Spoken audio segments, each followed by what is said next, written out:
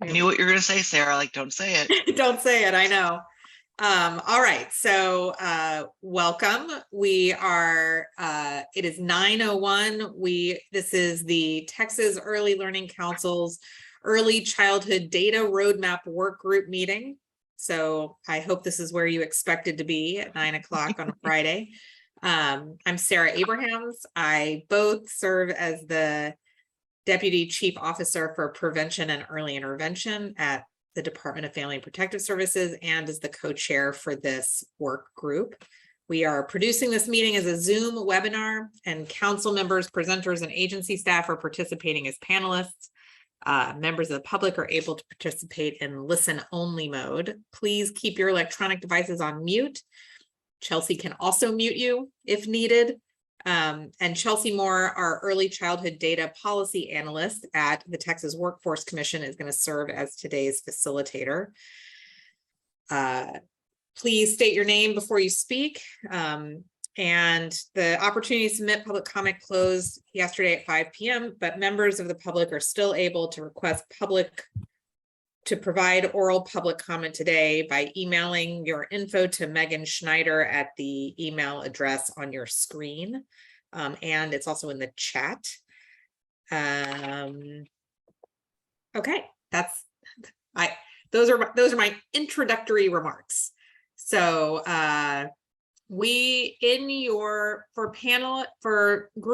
group members, in your email, you should have received both the PowerPoint presentation for today, the minutes from our last meeting, and a document that we're going to review a little bit later in our meeting time. But the first thing I'm going to do is ask for you to locate the draft of the September 2022 meeting minutes and see if there's any changes or edits to the draft that was sent.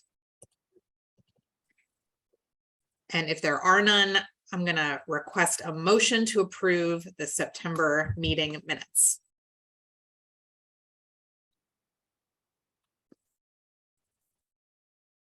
So moved. This is Kim Coffrin. Second, this is David Fagan. Great. So thank you, Kim and David. And then Chelsea, can you please conduct a roll call vote of our members, which will also serve as our attendance record? Sure. So when I call your name, please reply for, against, or abstain. So Sarah Abrahams. For. Weldon Beard. For. April Crawford. For. Travis Duke.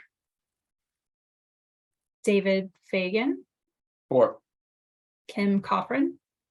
For. Tori Lee. Kirsten Schwab. Catherine Sibley. For. Laura Farnell. And Allison Wilson. For. All right, so the motion to approve the September 2022 meeting minutes has carried.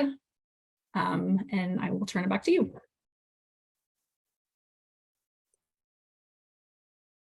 I'm on mute. I see Travis is signing on as well, so welcome. So this is what we're going to talk through today. We're going to hear from Third Sector Intelligence about the data landscape work that they have been conducting. We're going to review and talk a bit about the stakeholder feedback and just sort of take a look together at the final executive summary and talk a little bit about final steps for stakeholder feedback.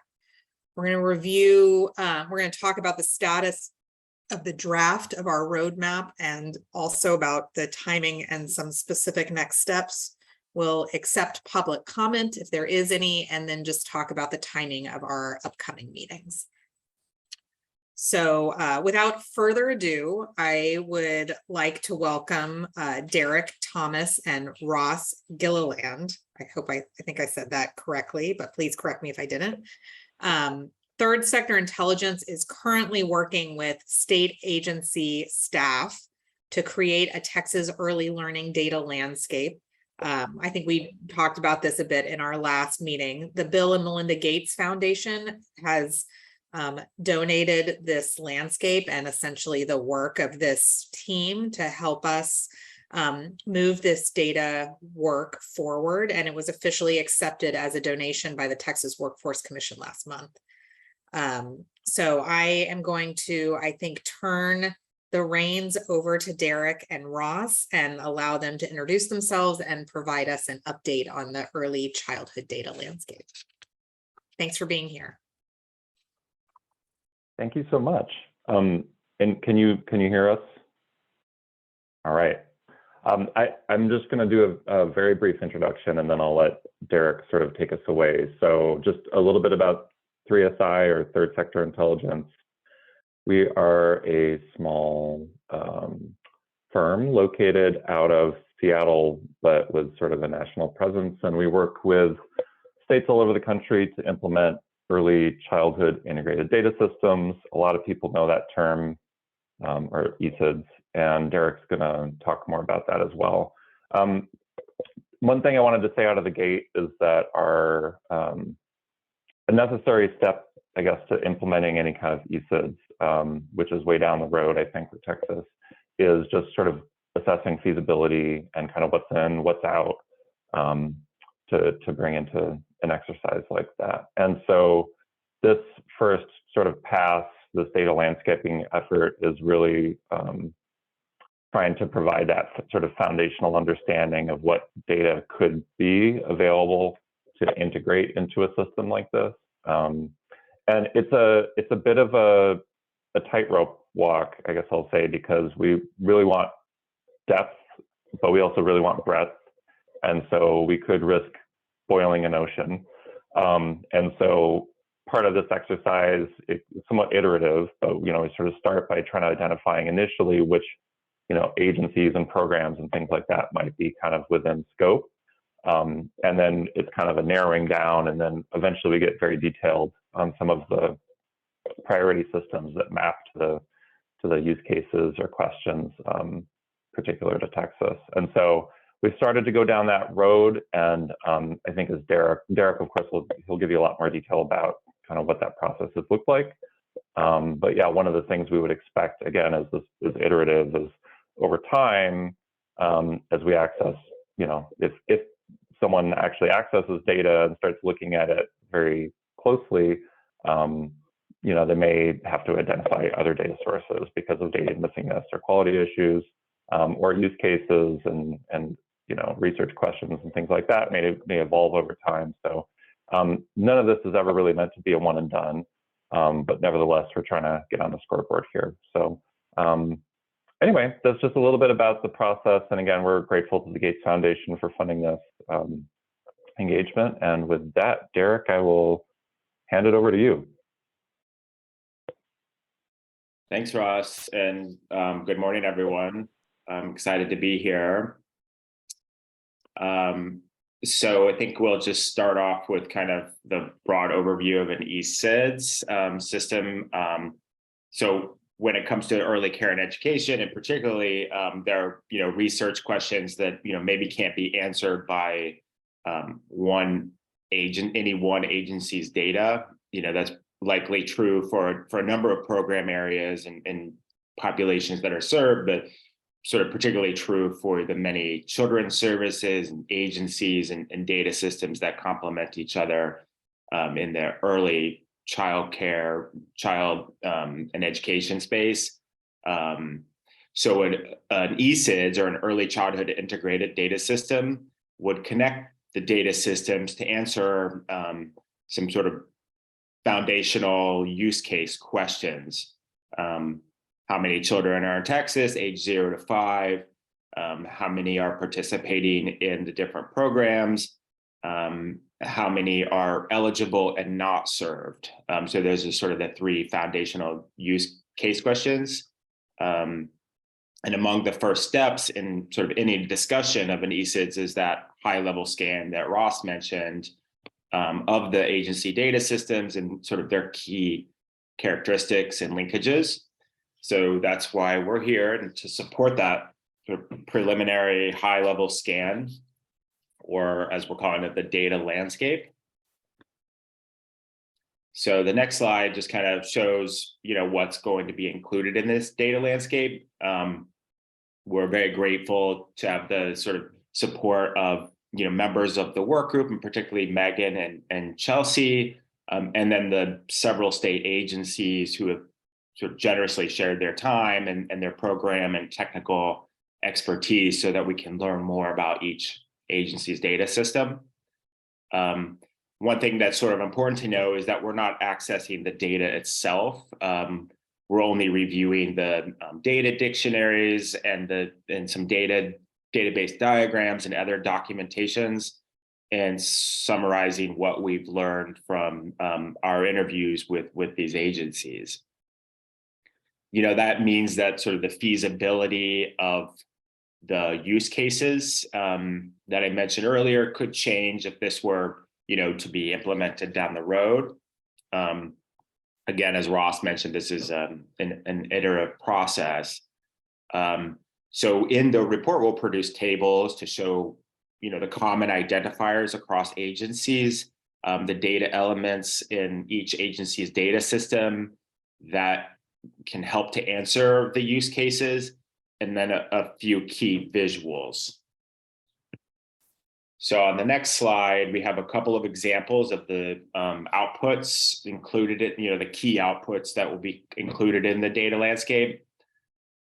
So first, these are examples from a report that 3ESI produced for the state of Oklahoma. The data landscape map will show where data systems are connected. And then the next visual is the data availability assessment. The key here are the balls that you see in there. Those represent the estimated data coverage of a key data element in a data system. So in this example, I believe it shows that 5% of Head Start's Child Plus data system includes income data. It's also important to mention that these are just estimates based on, documentation and interviews. And so again, that could change. So we're concerned with not only what's included, but also sort of what's missing in the data fields or the data missingness. And then, so this is just a sort of a brief update of who we've talked to, the agencies that we've spoken with, and the data systems within those agencies. Again, we've had success talking to a lot of agencies. We're grateful for the time that they've given us. We've collected data dictionaries for most of these. We're just waiting on a couple of more.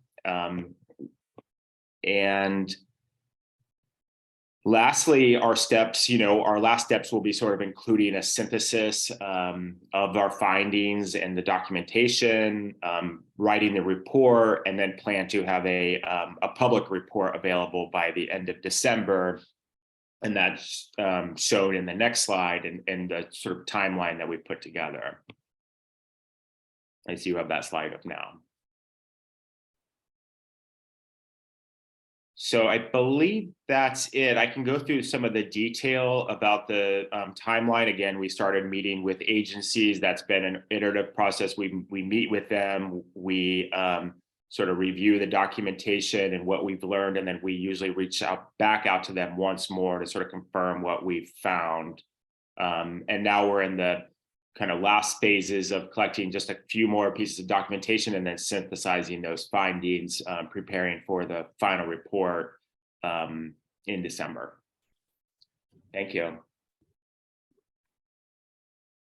I would love to know, I appreciate the examples that you shared at the beginning of this section about what a final report might look like or might contain. Do we have a sense, even based on what you guys have already pulled together, about what we'll get back or what we'll be able to know in that final report? I'm just trying to get my head around kind of what to expect. And I just wonder if you can provide any more details based on the work that's already been completed. Yeah, I can try to answer that at a high level, and if Derek, of course, add to this if you want. So I think you can expect just to make it very concrete, like a Word document type report, like sort of narrative format. And some of the stuff like that table was the Harvey Balls, and that's the sort of thing that would probably be in the appendix for the most part. I mean, again, that's like very nitty gritty. So like the body of the report is likely to address a few things. What are the main systems that would need to be pulled into an ECIDS in order to support the foundational questions that have been established so far? And what are the gaps in needed data? And I think that's something maybe I could have led with, which is to say that in our experience, no one ever has all the data they need. That's just the reality of the field. And so we'll do our best to sort of just provide a very sort of factual representation of the state of data that can be integrated and what gaps might exist.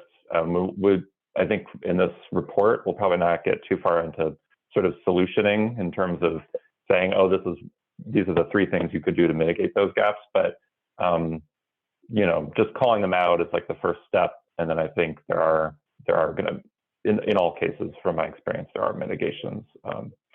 So I don't know. That's it at a very like high level, but I mean, we could go like into excruciating detail if you want to hear more to make it more concrete.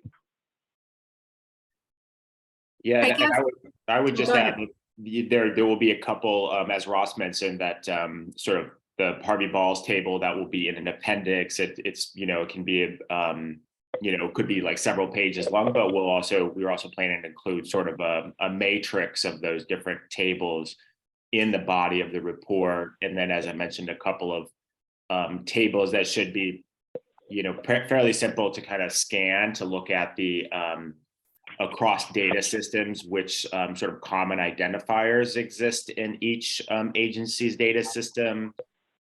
So for example, just showing data systems that include date of birth, gender, race, ethnicity, language. Those are for the data elements needed for the use cases. And then the common identifiers, you know, any unique IDs, names, date of birth, social security number, address, etc. And so you'll be able to look across that table and pretty easily see which of those fields are included in each data system. That's really helpful. Thank you. And I think you just answered my question, because my question was, will we be able to see where there's duplicated data? Like how many times do we ask Yeah. a family for income level and all those things versus is there a way to streamline asking that and capturing that across all systems? So that was on our list of Yep. questions. Yeah, that's an interesting point, because in some cases having duplicate data is quite useful, like particularly if we're trying to do child level matching. It's really good to have name, date of birth, et cetera, to facilitate that. But to your point, if you're asking the same family really similar questions about like, income verification or like work activity verification. How many then, times do they have to prove their low arguably. income to qualify for the service? So yeah, Right, exactly. right. And then the sort of the table that shows just like that you can quickly scan and look at the common identifiers across agencies, that's, you know, just showing whether or not they collect the data. Will note whether or not that those fields are mandatory. In some cases they're not mandatory, so we'll note that. And then the Harvey Balls table will show sort of the extent to which that data is collected. Do 50% of those like Head Start fields include income data, for example?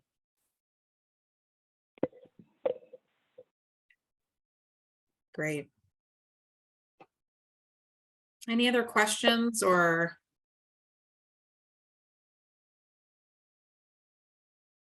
Ross and Derek, is there anything else you need from this group or this team at this time, or are you're still sort of working through your agency connection, sort of the agency connections that you have, and feel like you have what you need from this group?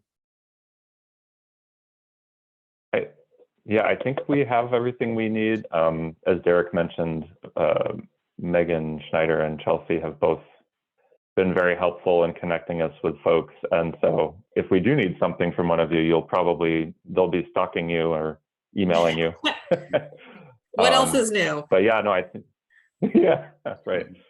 No, I think we have everything we need. And I know that there was an unspoken objective of being quick. So hopefully our presentation was to the point and saved everybody time this morning. Thanks so much. We appreciate you guys being here. Thank you. Oh, I see a hand. I just noticed a hand up. Yeah, I was gonna ask, Me. can you, I think you said that you're primarily focused on the foundational policy questions. I'm trying to figure out, were you speaking specifically about the policy questions that this work group has been focused on? And you're primarily focused on data that will let us address those kind of top few questions that we called foundational? Yeah, exactly. So the ones that Derek listed earlier about like establishing the full child population, I'm paraphrasing, of course, but full population, served children, children who could be eligible but unserved. And I think even that very first one, like entire child population, is a great example. Like there's rarely, probably never, going to be perfect information on full child population, particularly with all of the necessary demographics to say estimate eligibility for different programs. So there's, at least in terms of administrative data, so there's almost always going to be fixes that involve pulling in other population estimates and things like that to fill those kinds of gaps. Okay. And then do you ever see states in your experience where it sounds like a lot of this still happens through almost fuzzy matching kind of techniques where you're looking for multiple indicators across these systems that are in common? Do you ever see states solve this problem by just having one common identifier? Yeah, although sometimes that common identifier, it does involve fuzzy matching. I mean, like there's master person indexes and things like that, or which would still use like machine learning algorithms to do matching across, 12 dimensions or something. I don't know that I've seen any states that have a unified approach like that, but it's all like sort of hand matched. Maybe that exists. I haven't seen it. Okay. I don't know if that answered. Did that answer your question? Yeah, it sounds like you really don't like sometimes we hear in this data integration space and in the sort of stakeholder feedback that like what would be really helpful is if all agencies just use a single common identifier. But I think what you're saying is a single identifier is probably not like the way you fix all of these challenges. You probably still are matching and looking for multiple points of. Yeah, and I think honestly, it probably wouldn't address all the challenges in the space anyway. And not to say that it wouldn't be helpful, it would be very helpful. But there's some data where child level information on children served in licensed childcare that's just like private pay, unsubsidized care. That's not collected granularly usually, right? And so you almost always have to just kind of look at sort of license capacity and things like that to get a general sense of the extent to which that population is served. But usually with the more granular services or with more subsidized services, the data is more granular, and that's where that matching becomes more important. Okay. Yeah.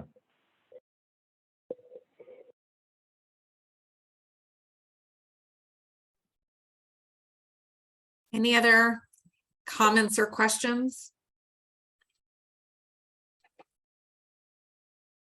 All right, well, we really appreciate you being here. I think we're very excited about the results and being able to use this as a complement to some of the other diving in work that we're doing. So I'm going to use that as a lead into our next section, which is really about the stakeholder feedback work that we've been engaged in as a complement to some of this other literature reviews and the work that you guys are doing as we explore ESIDS might need or look like in Texas. So we reviewed pretty extensively when we met last, our stakeholder feedback from the listening tours we did and the survey that we conducted. But at that time, it was still very new. And so since then, Chelsea has had a chance to go through all the notes and the recordings and analyze the stakeholder survey results. And she's put that information together in an executive summary with the results and themes. And that should have landed in your inboxes as a Word document and also attached to this meeting invite. And so I think Chelsea is going to just walk us through that document and help highlight for us some of the themes and considerations from that stakeholder feedback effort. So with that, I will turn it over to you, Chelsea. Thank you. So I will just go through the document that I shared, but please stop me if you have any questions or comments as I go along. So starting with just the data collection process, as you all know, we conducted a survey. We had 68 respondents from over 40 organizations. So you'll see the breakdown here of kind of the broad stakeholder groups. So early childhood service providers made up 34% of respondents, with 10% from childcare providers, 10% from Head Start, and 24% from other service providers like ECI and home visiting. 18% were from advocacy groups and nonprofits, 10% from higher education institutions or research organizations, 12% were from state agencies, and then 7% were from other groups, including like local government agencies or family support organizations like Help Me Grow. You can see the breakdown here. So we had a really good turnout from early education providers, which was great.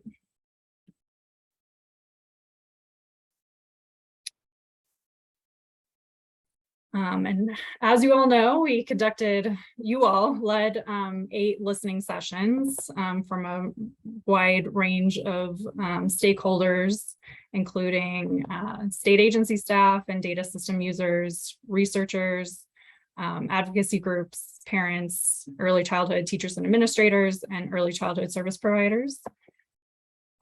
So those gave us a lot of really great information. And then moving into the actual feedback we received. So the following section just gives a list of the common themes that we heard. Obviously, it's not exhaustive. We got a lot of great feedback that I wasn't able to put into a short summary, but we got really great data. And these are just some of the things that came up again and again. So all of this is from both the listening sessions and the survey responses, and I have some of the quantitative data sprinkled in. So you'll see, looking first at data use and integration, we asked the survey respondents, what are the data systems that you're contributing data to, and then which data systems are you using? So these are just the top 5 of each. So in terms of who they're contributing to, the top 5 are TKids, Head Start, TEDdy, TechPeds, and the TEA data systems, which we lumped together in one group. And then the top used, you'll see TEA data, TechPeds, TKids, Twist, and Medicaid. And then you'll notice I included an appendix at the end that has some more detailed data if you want to dig into the actual survey responses at a more granular level. But we also asked who was currently integrating data, either at the state or local level. And we found that 49% were currently integrating data to some degree. And then of those who were not currently integrating data, 14% had plans to do so. And then getting into some of the more qualitative data themes that we saw, this will not be a surprise. It came up again and again. Current data systems are siloed. So many people mention that as being an issue to data use and integration. They found that combining currently available data is often time consuming and burdensome. They had to like piece together a lot of disparate data points, so it was really difficult to convey a clear picture in some cases. And then we heard timeliness of data is a concern. We heard that in the prior stakeholder feedback that we kind of gleaned at the beginning of this process as well. And then kind of drawing on the conversation we just had between April and 3SI, a lot of the participants mentioned the complexity of matching across data systems and a desire to have kind of a common connector across data systems, but realizing that it's a very complex process. So they suggested just having a thoughtful methodology when looking at connecting across systems, but also even within systems, connecting children to their households over time, which is also sometimes a difficult process. One suggestion that they had is, as April was mentioning, kind of having a common identifier across systems. So utilizing the PEAMS ID, perhaps, which is already being done in kind of small scale with TEA and TWC, and perhaps a couple of other cases. Some other challenges that were brought up in terms of data use and integration.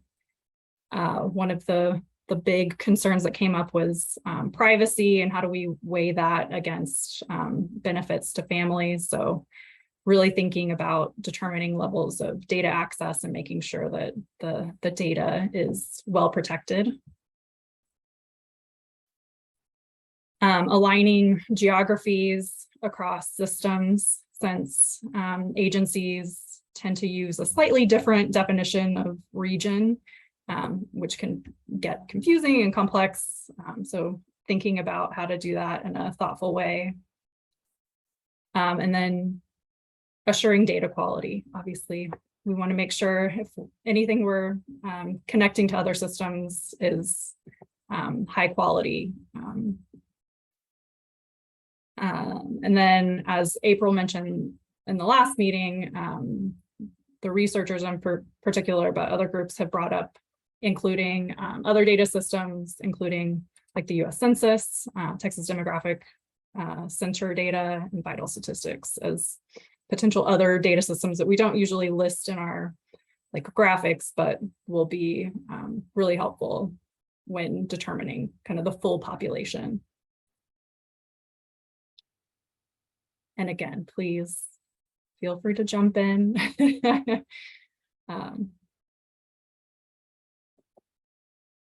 Okay, looking at the policy questions themselves, we asked in the survey for respondents to rate how relevant each of the policy questions was to their work. So I combined moderately and very relevant here and kind of combined them into our categories of questions, but you can see like for each question, it did vary a little bit. So that's in the appendix, but this graph just shows that people think that they're very relevant, which I think is good news, that the policy questions you all developed are really resonating with at least the respondents of the survey. So that's good news. There is a little bit of variation, but all above 85%.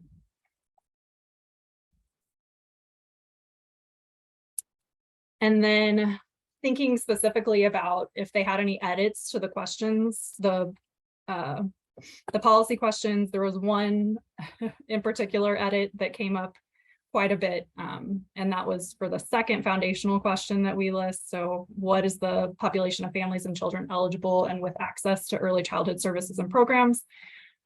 Many participants suggested separating those out into two questions, one focused on eligibility and one focused on access. So that I think is a pretty easy ask, but if you all have thoughts on that, definitely let me know. And then other kind of comments regarding the policy questions. A lot of participants had questions about and suggested beginning to define some of the key terms we include in the policy questions, which I don't think it's a surprise. I think they were purposefully vague in this early stage, but things like access, quality, on track, thinking about the methodologies we might use and data that might be needed to answer those questions. And then, as we talked about last time, starting to hone in on what programs and services might be included when we say early childhood programs and services. And then finally, many of the participants had an interest in focusing on the questions as a whole, but also thinking about mechanisms. So, for example, why are we seeing that certain children and families are not being served?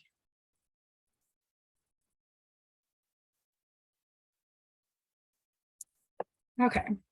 The survey also asked what characteristics the respondents would like to analyze data by, or what it was important to analyze data by. So you'll see in this figure, those who responded moderately or very important to each of these disaggregation characteristics. So age, definitely the front runner, but you'll see some variation. Gender was the least important among this group. But in addition, we asked if there are other characteristics that are important, and I think we got some really good data back on that. So a lot of people suggested socioeconomic status, either in terms of income or family education, which I definitely think are important. So family structure, disability status, homelessness, foster care, and other of those like eligibility characteristics will be really important to be able to disaggregate data by. And then they also had a need for flexibility and disaggregation. So many people mentioned wanting to be able to choose different age ranges or different levels of geography, from county to region to statewide, et cetera.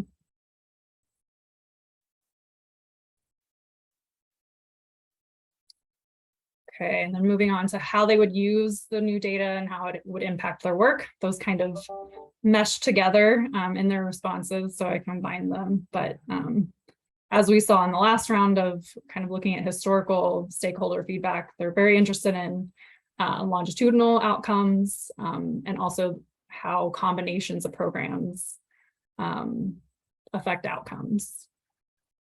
And in terms of impacts, saving time and effort was a big theme, and sometimes money if they're contracting out services to pull data together. Another potential impact would be creating shared definitions and language across programs, and then having kind of one place to go to for data would create hopefully a kind of one reliable source of data, which could increase data confidence. Another impact that they mentioned was better data-driven decision making. So better quality data would lead to more informed decisions on their part. And then another theme, being able to better serve children and families, either by more easily reaching children and families in need, or targeting certain areas where they see gaps in the data. And then it will also help with kind of accountability. And as Kim mentioned last time, among the parent group, they particularly wanted to kind of see themselves in the data and know that there's like a bigger community, and also be able to share information easily with one another, and stress the importance of that information being like very clear and usable.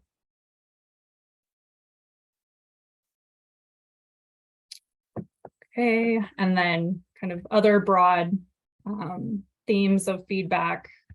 One that came up many times was that since current data systems are siloed, they thought it was really important that data systems be able to speak to one another, and that any new data system that's being built should be able to connect and speak to other existing data systems. So they mentioned perhaps connecting it to other kind of broader data integration efforts like the education research centers and tri-agency work, the statewide longitudinal data systems like TSDS or TSDC at TEA, and then other existing data systems. And then they also mentioned, like, in this interim time between now and if integrated data system is built, to just keep in mind as you're building or modernizing data systems, to make sure that those being built currently can possibly align to an integrated data system in the future.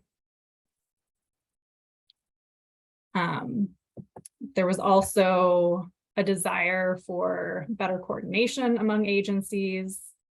And then participants also mentioned just keeping in mind a plan for scalability. So thinking about how an eSIDS could be built out over time and what would be needed at each stage. So that was the overview. I will turn it over to you all if you have questions.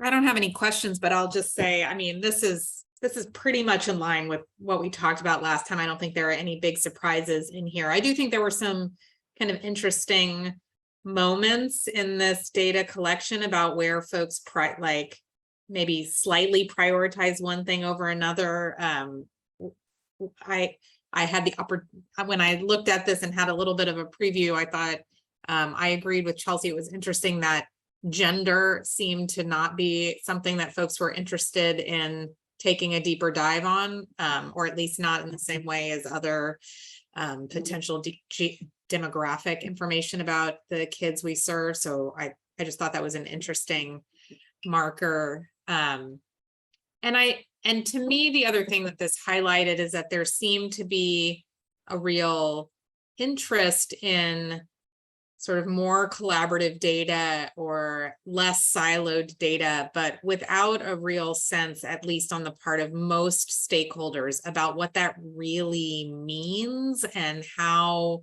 that would really work. And I think it's just, I mean, we didn't ask these specific questions, and I don't about sort of the technical know-how of the stakeholders that responded, but I get the sense from the responses that that we have some work to do as we think about once we've started to put the roadmap together in the recommendations that we make about what kind of information folks that might use these data systems or even be creating these data systems from a program perspective in these various agencies, what they need to know in order to better prepare our programs and our agencies for whatever the collaborative next step is. I think it can be quite technically complicated, and I don't get a feeling that the technical knowledge is very widespread among our stakeholders. So those were my two new takeaways from having read this executive summary now.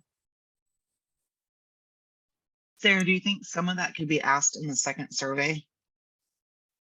That's interesting. And we talked a little bit about the second survey and how to really use it. And I think, I don't know if you want to move to that part, Chelsea, but I think what we're going to recommend, just given the comprehensive approach that we've already taken, is to have a much higher level approach to the second survey, especially since we're really trying to get something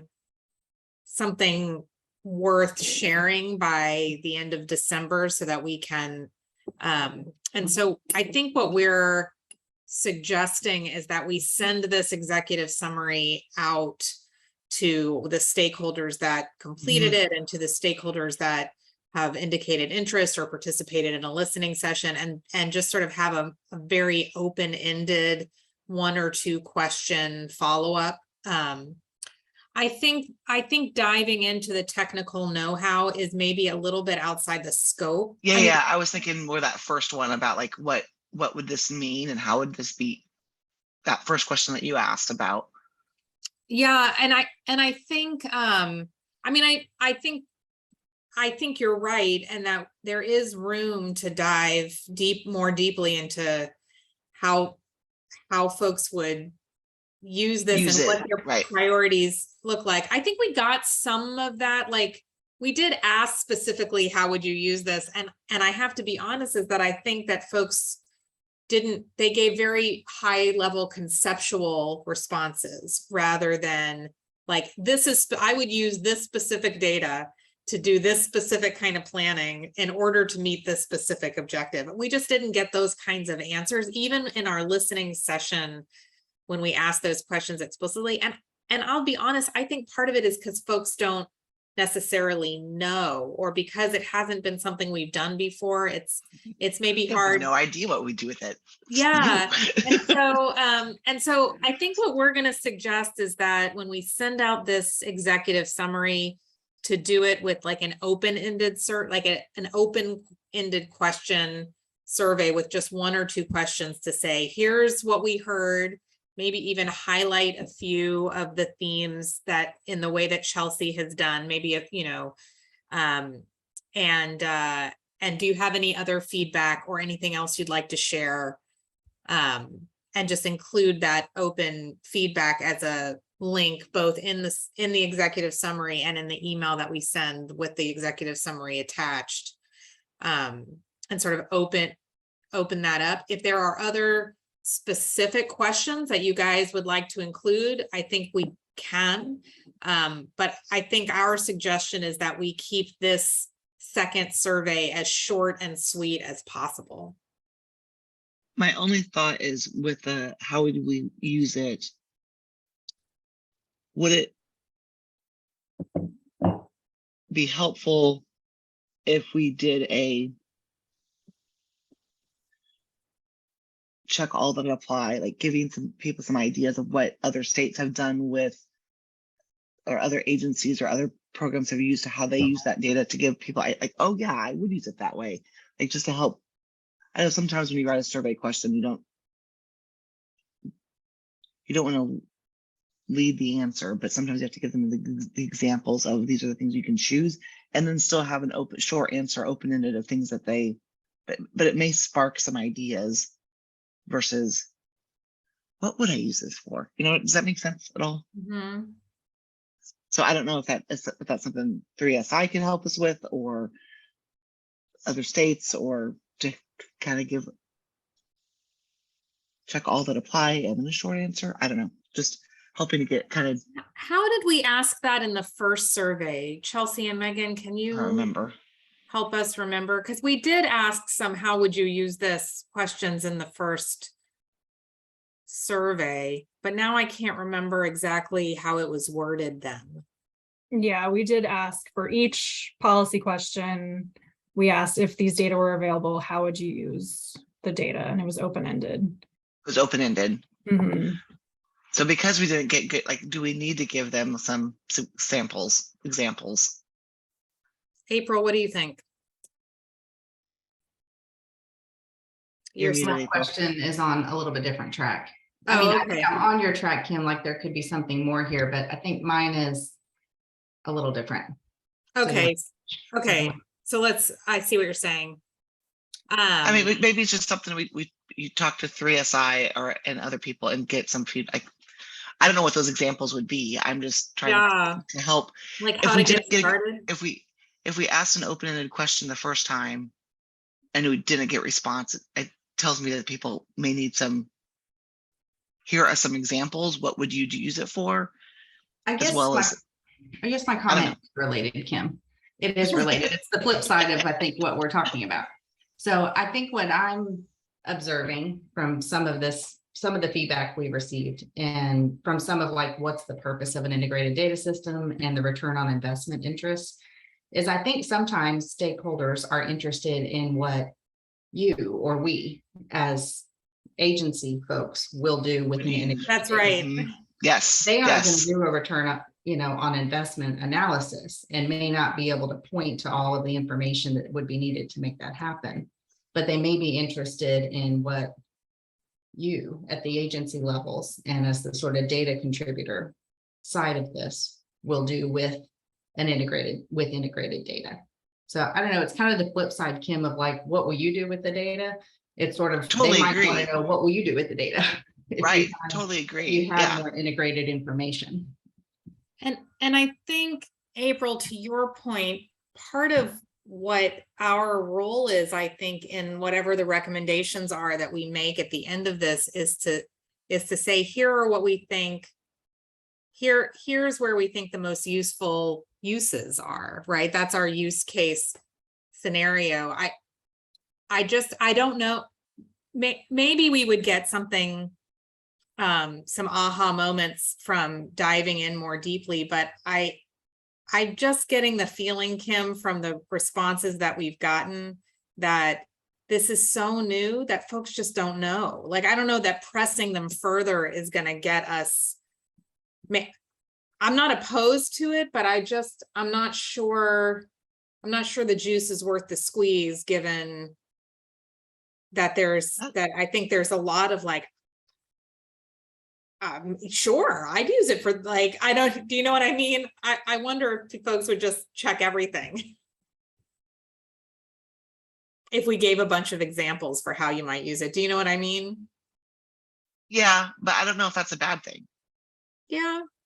I just don't know that I'm not opposed to doing it. I think what doing that does is just complicate the survey process, because then we would also have to ask for things like, I guess we wouldn't necessarily have to ask for like, who are you and what kind of agency do you work with? With a more open-ended question, it's just like a comment box, Mhm, essentially.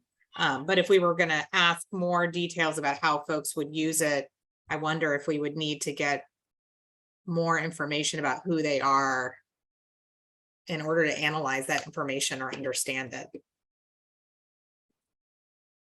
It might vary by stakeholder group too.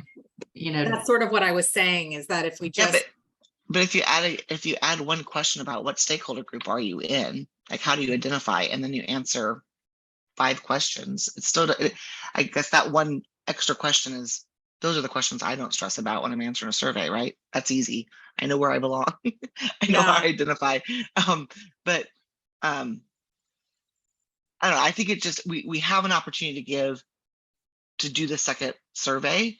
And if we can dig a little deeper and get some data, why not take that opportunity to get a little bit more data?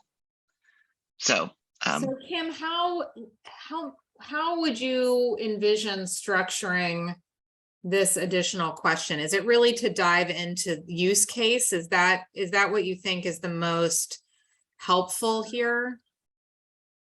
Like, how would you use, like, if all this data was aligned, how would you personally use it?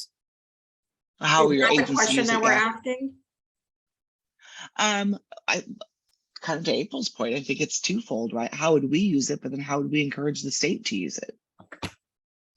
I Right. was wondering if you could just frame just have an optional question in there, kind of, Sarah, to just mimic what you were saying. Some users would be able to, if you gave them kind of an open-ended structure where you said, what X data would you use to ask X question, and,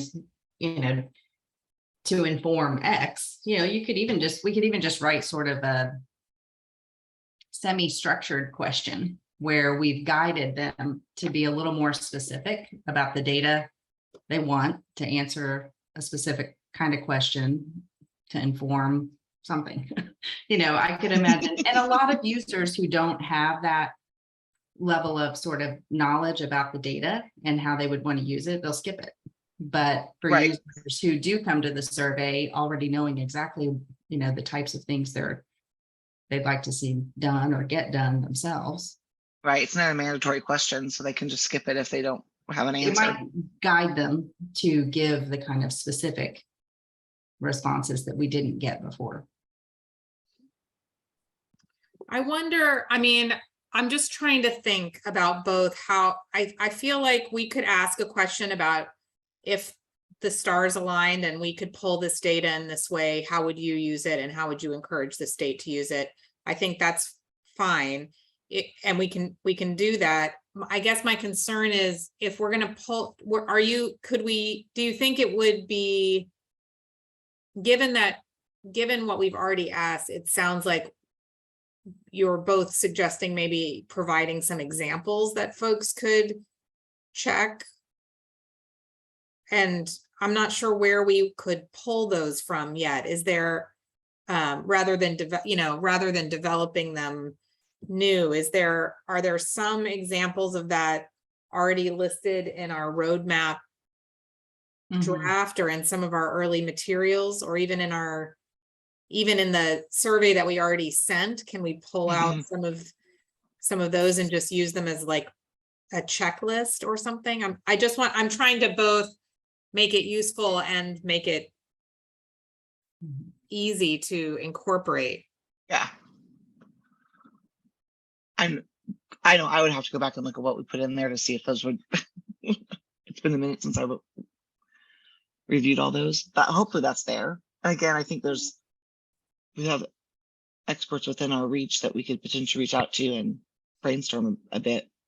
Could we just use maybe just focus on the foundational policy questions that we have and maybe list 2 to 3 specific cases? I mean, I think we can already pull that out of what we've done. And that way we can say, here are 2 to 3 ways that you might use this. I mean, I think my concern was, would we have to provide an exhaustive list? But if we could just provide 2 or 3 examples and say, where do you see yourself in this? And then what would you want the state to focus, or, which of how, and just keep it sort of short and sweet. I think that's maybe doable. April's the researcher. What do you think? Yeah, I think you could narrow their focus to the foundational, especially if that's where the early objectives are. I felt like more of the kind of ambiguity came in some of the later questions. Yeah, I agree. So I think if you just focused on foundational. All right. I think you could even just give one concrete example of a data source question use that we probably have already written about. Okay. And then let them take a crack at telling us, how they would use data to address That's the question interesting. and use it. So if we could answer this foundational question, how would you use it? Yeah. And then how would you want the state to use it? Yeah. I think that would be focused. It might elicit something we haven't already generated on our own, and plenty of people can skip it if they aren't quite that in the weeds. Yep. All right, well, let us take a look at it and see what we can pull together. I mean, I think our intent would still be to make it short and sweet and to include a general link, an unidentified general link, still comment box like I don't think we're going to necessarily connect it to a person or a organization, but that we would include a link to that in the body of the summary that Chelsea has drafted, and then also in the email that we send the summary out with. It'll be fairly fast turnaround time, because I think as we're going to talk about when we talk about the roadmap draft, we're sort of on the fast track as we sort of barrel through to a January reveal for the Texas Early Learning Council.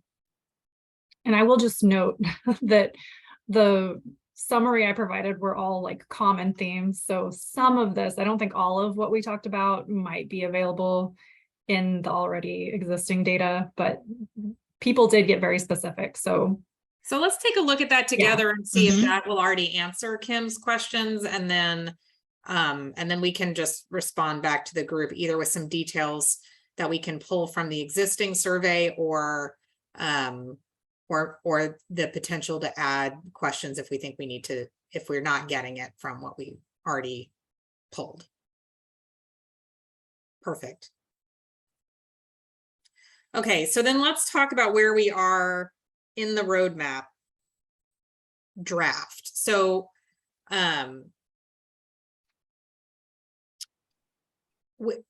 Chelsea, remind me, is the feedback about, so the draft as it stands, I think, and we can look at the, we can look at the, like where we are in the draft roadmap, but just to say that, Howard Morrison from the Preschool Development Grant Birth to 5 Technical Assistance Center has been really working like as a lead to help us draft some of the big sections of the roadmap, especially those sections that are connected to sort of ESID's concepts and what other states are doing and that kind of behind the scenes work, not necessarily, definitely not our state recommendations, but just the reviews and content and context that would go in our draft. Howard Morrison has been a real lead for us on that. The plan is to share the latest draft with this group by email in the next couple of weeks so that everyone can have a chance to review it on their own and send Chelsea their edits and comments before November 29th. So if we can just look at the next slide, Chelsea. So this hopefully looks familiar because this is kind of the outline of the structure of the roadmap. And what we're going to be reviewing are the 6 sections in the first box. So it's really, this is all the context, right? The introduction, the what is it, the current state of the state, the data initiatives that can support, like the already existing data initiatives that could support this kind of integrated data approach. Some of the current early childhood data systems.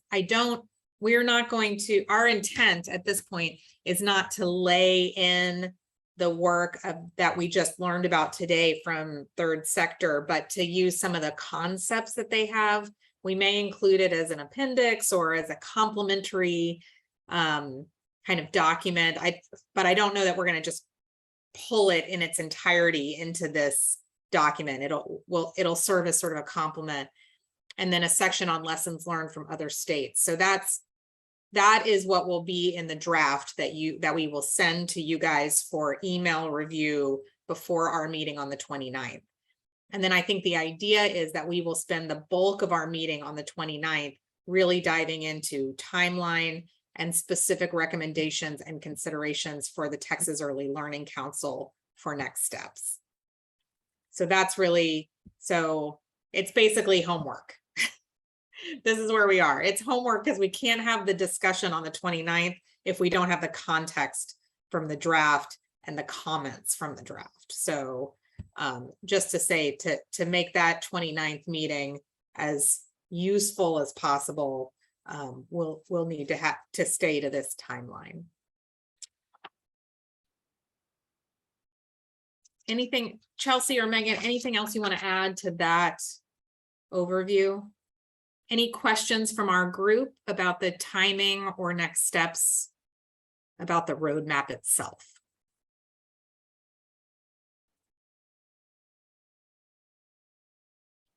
Great. Okay, so then I think we are at the place in our meeting where we open it up for public comment. Megan, do you know, have we received any? I don't think anyone else is on the call besides us. No, we've got some folks tuned in. I don't believe so, but let me do a last check of my inbox to make sure. And then just as a reminder, while Megan is checking, earlylearningtexas.org has a section called meetings. This houses all the meeting information for past and upcoming meetings, as well as the agenda once it's released. Public agendas are posted at least a week before the meeting date, along with instructions for submitting public comment. So if now's not your opportune moment, maybe next time, or we're always open to hearing from folks during these meetings. Okay, so next meeting. So the next meeting is November 29th. This is the week after Thanksgiving. And at that point, we will review any additional feedback from the second stakeholder survey, and we'll give an update by email once we've had a chance to go back and look at the first survey and what we've pulled. We'll give an update by email about the specific structure we're recommending for the second survey. We're going to review the feedback or any specific changes in direction or comments from the review of the additional roadmap sections. And we're going to spend the bulk of our time, I think, diving deeply into suggestions, recommendations, and timeline that would be included in the final roadmap. Our final meeting is, if needed, is scheduled for December 20th if there are any outstanding items. And then the idea is that we would be able to bring our roadmap draft to the TELC council meeting in January of next year.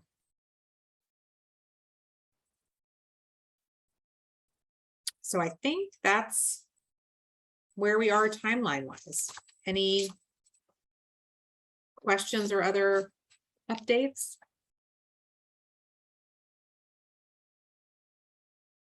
All right. Well then, Kara. oh, go ahead, Kim. Sorry. Question about the 3SI. I'm trying to get their name right. The Yeah. third sector. When their report will be due the end of December, who does that go to? I think you we're know? actually expecting to have it earlier than the end of December, so early Okay. enough that we can include any of the context or content from their overview that we might want to consider. But I think it will go to Megan and Chelsea and they can share it with us. Is that your understanding? Or will it go to TWC? I guess it will go to Allison. So and it'll Linda. go, yeah, given the role of the agencies, like Yeah. each of the agencies that was interviewed, it's the first drafts will go kind of back to those folks who shared the information to just make sure that they got everything right. And then from there to this group. Okay, so the agencies So- will review their information first, and then once that's all checked off, then we'll be able to share it with this group. That makes sense. And does that eventually will the full report go to the whole Texas Early Learning Council, or is it our job to incorporate that piece of that? That makes sense. It does make sense. So I think that's part of what this group will decide is what pieces Okay. of those is going to make sense to go into the roadmap. And then I could see there being potentially two separate, like there's the deep dive, like if you want to go see the full story, and then there's kind of the pieces that we excerpt into the roadmap. But Okay, it should all be public content at some point. For sure. okay, great. Thank you.